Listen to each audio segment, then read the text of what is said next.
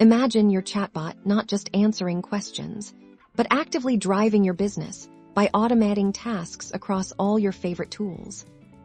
Today, we're unlocking that power by seamlessly integrating Voiceflow with Zapier.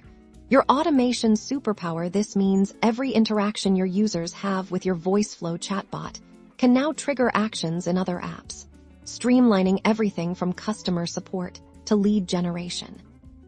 First, let's prepare your Voiceflow project. We'll navigate to the specific point in your conversation where you want to trigger an automation.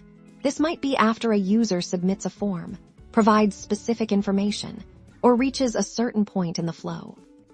Inside Voiceflow, locate and add the send to Zapier.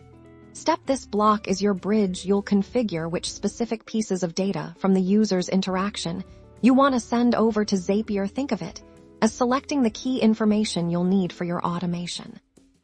Now, let's hop over to Zapier. Log into your Zapier account and click on Create Zap. This is where we'll build our automated workflow. For your trigger, search for and select Voiceflow. Then, you'll choose the specific Voiceflow project, and the Send to Zapier step we configured earlier. Zapier will then guide you through connecting your Voiceflow account.